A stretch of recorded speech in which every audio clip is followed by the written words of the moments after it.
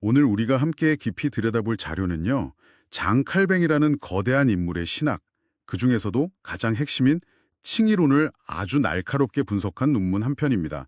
우리가 너무 당연하게 알던 오직 믿음, 이 개념에 대해서 정말 그게 달까? 하는 질문을 던지고 있어요. 네, 맞습니다. 이 논문의 문제의식이 아주 예리해요. 칼뱅의 칭의론이 믿음이라는 단어의 첫 단추부터 잘못 깨었고 그 결과 믿음과 행위, 이 둘을 부자연스럽게 분리시켰다고 주장하거든요. 믿음과 행위를요. 네. 그래서 오늘 우리의 목표는 칼뱅 신학의 어떤 지점이 비판받는지 그리고 그 대안으로 나오는 통전적 칭의론이란 게 대체 뭔지 한번 제대로 파헤쳐 보는 겁니다. 좋습니다. 듣기만 해도 흥미진진한데요. 그럼 이 논문이 지적하는 칼뱅 칭의론의 첫 번째 문제, 그 출발점부터 한번 짚어보죠. 대체 어디서부터 잘못되기 시작했다는 건가요? 모든 문제는 믿음을 어떻게 정의하느냐에서 시작됩니다.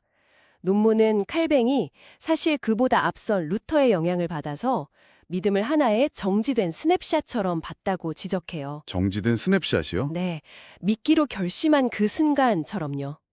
행위라는 동적인 요소가 쏙 빠진 아주 정적인 개념으로 믿음을 파악한 게 결정적인 실수였다는 겁니다. 잠깐만요. 거기서부터 벌써 좀 헷갈리는데요. 보통 우리가 믿는다고 하면 무언가를 행하는 것까지 자연스럽게 따라온다고 생각하지 않나요? 그렇죠. 나는 건강을 믿어 라고 말하는 사람이 매일 정크푸드만 먹으면 우린 그 믿음을 진짜라고 생각 안 할 거잖아요. 칼뱅 같은 대학자가 왜 이 둘을 분리해서 생각했을까요? 아주 좋은 질문입니다.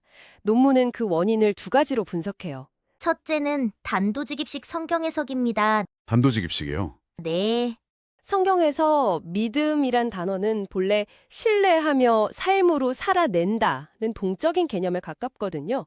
그런데 깔뱅이 칭의와 관련된 특정 구절들, 예를 들어 사도 바울이 행위를 비판하는 구절들을 전체 맥락에서 보지 않고 그야말로 문자 그대로 해석했다는 겁니다. 아, 그 유명한 구절들이요? 바울이 비판했던 행위라는 게 사실은 선한 행동 자체를 말하는 게 아니라 이것만 지키면 구원받을 수 있다고 생각하는 율법주의적인 태도를 겨냥한 것이었다는 그 지적이군요. 바로 그거죠. 그런데 깔뱅은 이걸 믿음과 대립하는 모든 종류의 행위로 확대 해석해서 그의 대표적인 기독교 강요에서 믿음의 의와 행위의 의는 하나가 될 수 없다. 이렇게 선을 딱 그어버렸다는 거고요. 맞습니다. 그리고 두 번째 원인은 더 구체적이고 역사적인데요. 이게 정말 흥미로운 지점이에요. 뭔데요? 성경 원문에는 없던 오직, 솔라와 만, 언론이라는 단어를 종교개혁의 문을 연 루터가 번역 과정에서 첨가했고 깔뱅이 이걸 비판 없이 수용했다는 겁니다. 네. 잠깐만요. 그럼 우리가 종교개혁의 상징처럼 알고 있는 그 유명한 슬로건 오직 믿음, 솔라 피데라는 문구가 사실 성경 원문에는 없는 후대의 첨가물이라는 건가요? 그렇다고 볼 수 있죠. 와, 이건 정말 충격적인데요. 사실상 어떤 해석이 교리의 핵심 구호가 되어버린 셈이네요. 그렇죠. 물론 루터는 오직 하나님의 은혜라는 신학적 의미를 강조하려고 그런 선택을 했겠지만 결과적으로 이 오직이라는 한 단어 때문에 믿음과 행위가 완전히 분리되어 버렸다는 게 이 논문의 비판입니다. 이렇게 행위가 배제된 깔뱅의 믿음은 결국 하나님의 선하심에 대한 지식이나 그리스도를 받아들이는 그릇 혹은 도구 같은 아주 지적이고 수동적인 개념으로 정의될 수밖에 없었다는 거죠. 알겠습니다. 믿음에서 행위를 쏙 빼버리니까 나중에 그 행위를 어떻게 설명해야 할지 곤란해진 상황이군요. 네. 마치 케이크를 만들 때 계란을 빼놓고 반죽을 다 만들어버린 다음에 뒤늦게 아차, 이 계란을 어떻게 다시 집어넣지? 하고 고민하는 모습 같아요. 그래서 깔뱅은 이 딜레마를 해결하기 위해 어떤 해법을 내놓았나요? 바로 거기서 이중층이 더블 저스티피케이션이라는 아주 독특하고 좀 복잡한 개념이 등장합니다. 이중칭이요. 네. 논문에 따르면 깔뱅은 사람이 하나님 앞에서 두 번에 걸쳐 의롭다고 인정받는다고 설명합니다. 첫 번째는 우리가 잘 아는 본층입니다. 오직 믿음으로 값없이 받는 구원이죠. 그게 전부는 아니었군요. 두 번째는 뭔가요? 두 번째가 바로 행위의 칭의입니다. 구원받은 신자가 평생에 걸쳐 행하는 선한 행동들 역시 하나님께 의롭다고 인정을 받는다는 겁니다. 이걸 비유로 한번 설명해 볼까요? 본칭의는 교수가 학생에게 자네는 이 수업에 등록했으니 무조건 통과야 라고 첫날 선언해 주는 것과 같아요. 성적과 상관없이 F는 면하게 해준 거죠. 아주 관대한 교수님이네요. 그렇죠. 그런데 학기 내내 제출하는 과제들, 즉 선한 행위들도 교수가 일일이 채점을 합니다. 깔뱅에 따르면 그 과제들은 여전히 오타도 많고 내용도 부실해요. 완벽하지 않죠. 네. 하지만 교수가 은혜의 안경을 끼고 보면서 모든 실수를 못 본 척하고 A+를 준다는 겁니다. 과제 자체가 완벽해서가 아니라 교수가 이미 통과시켜주기로 작정했기 때문에 좋게 봐준다는 논리죠. 행위가 구원의 본질은 아니지만 믿음에 종속된 부차적인 것으로서 가치를 인정받는다는 그런 복잡한 시스템입니다. 와, 설명을 들으니 이해는 되는데 굉장히 인위적인 느낌이 드네요. 처음부터 믿음과 행위를 하나로 봤으면 저렇게 복잡한 설명을 할 필요가 없었을 텐데요. 논문도 정확히 그 지점을 지적합니다. 성경에 나오는 아브라함의 예를 들면서요.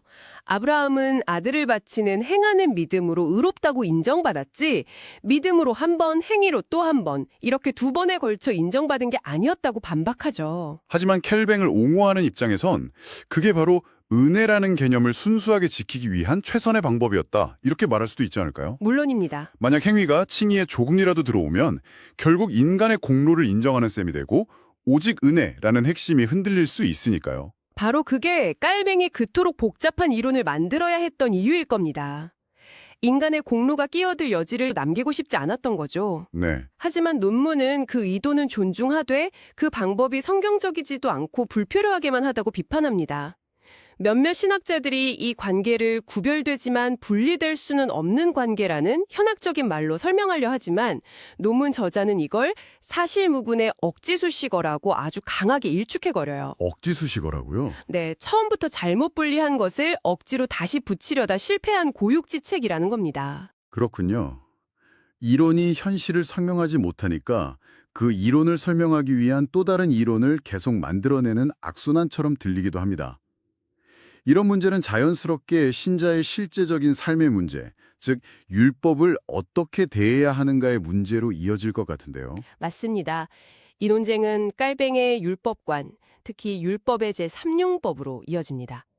깔뱅은 율법에 세 가지 기능이 있다고 봤습니다. 세 가지요? 첫째는 거울처럼 우리의 죄를 비춰주는 기능, 둘째는 사회의 악을 억제하는 기능, 그리고 셋째가 바로 이미 구원받은 신자들에게 삶의 지침이 되어 선행을 촉구하는 기능입니다. 그런데 행위가 구원과는 직접적인 관련이 없는 부차적인 것이라면 신자들이 그 율법을 지켜야 할 강력한 동기가 생길까요? 대체 얼마나 순종해야 충분한 건가요? 만약 기준에 미달하면 어떻게 되죠? 이런 현실적인 질문이 나올 수밖에 없겠네요. 바로 그겁니다. 깔뱅의 이중 칭의 체계 안에서는 이 질문에 명확하게 답하기가 어렵다는 게 논문의 지적이에요. 반면 행위가 믿음의 본질에 포함되는 통전적 칭의론의 입장에서는 이런 문제가 애초에 발생하지 않습니다. 마치 건강한 사과나무에게 사과를 몇 개나 열어야 충분하니? 라고 묻지 않는 것과 같죠. 그렇겠네요. 건강한 믿음은 자연스럽게 선한 행위라는 열매를 맺게 되니까요. 하지만 행위를 분리해서 본 깔뱅의 이론에서는 설명하기 어려운 딜레마가 남게 된다는 겁니다. 알겠습니다. 논문이 깔뱅 이론의 전제부터 시작해서 그 결과물인 이중칭의와 율법관까지 아주 체계적으로 해부하고 비판했네요. 당신은 아마 이 논문이 깔뱅을 완전히 무너뜨리는 것으로 끝날 거라고 생각하실지도 모르겠습니다. 그런데 바로 이 지점에서 논문이 제가 전혀 예상치 못했던 방향으로 급선회합니다. 갑자기 그의 책이 아니라 그의 삶을 이야기하기 시작하거든요. 이 부분이 이 논문의 백미라고 할 수 있습니다. 한마디로 요약하면 깔뱅의 셀제 삶은 그가 평생에 걸쳐 구축한 정적인 칭의론과는 완전히 정반대 방향을 향하고 있었다는 겁니다. 정반대요? 네, 그는 이론과 달리 그 누구보다 치열하게 행하는 믿음을 살았던 사람이었습니다. 구체적인 예들이 정말 놀랍더라고요. 그는 온갖 질병을 달고 살아서 이동식 병원이라는 별명으로 불릴 정도였는데 자기 몸보다 이웃을 돌보는데 훨씬 더 헌신적이었습니다. 맞아요.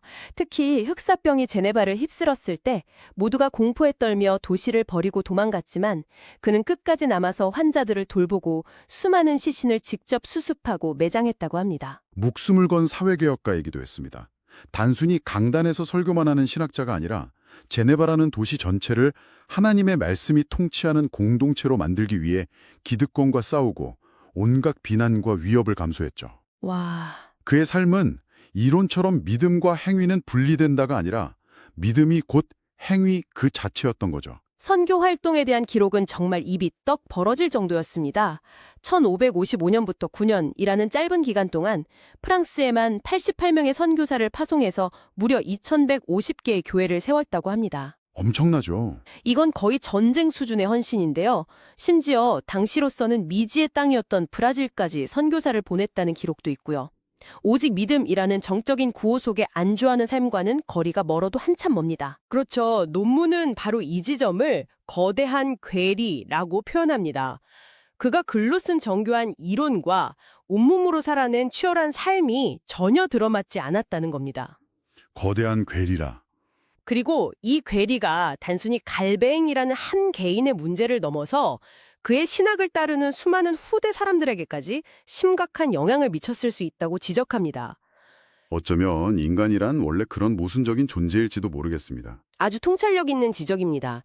이론과 삶의 불일치, 이것이 이 논문이 제기하는 가장 강력하고도 본질적인 비판이라고 할 수 있습니다. 논문의 결론에 이르니까 저자의 의도가 깔뱅을 깎아내리거나 비난하려는 게 아니었다는 점이 분명해지더라고요. 오히려 한 위대한 사상가의 한계를 인정하고 이제는 그를 뛰어넘는 새로운 신학적 이해가 필요하다고 말하는 것처럼 느껴졌습니다. 네, 맞아요. 개혁된 교회는 항상 개혁되어야 한다는 종교개혁가들 스스로의 좌우명을 인용하는 부분에서 특히 그랬고요. 깔뱅의 이중칭이론 역시 그 시대의 한계 속에서 나온 최선의 결과물이었을 거라고 평가하는 데서 어떤 존중심마저 느껴졌고요. 네, 정확히 보셨습니다. 세술은 세부대에 담으라 하는 성경 구절을 인용하면서 결론을 맺더군요. 깔뱅의 빛나는 업적과 헌신적인 삶은 귀한 영적 자산으로 길이돼 믿음과 행위를 분리했던 그의 칭의로는 이제 한 시대의 소임을 다한 것으로 보고 더 건강하고 통합적인 이해로 나아가야 한다는 것. 이게 이 논문의 최종적인 제안입니다. 과거에 얽매이는 게 아니라 과거를 딛고 더 나은 이해로 발전하자는 미래지향적인 메시지네요. 시청자 여러분, 장깔뱅의 칭의 구원론 비평은 여기서 마치고 다음 제8강에서는 가톨릭교회 의화론을 비롯한 지상의 모든 구원론들이 하나같이 성경을 빗나갔다는 비평을 예고해드립니다. 충격과 감동의 연속이니 기대하셔도 좋습니다. 감사합니다.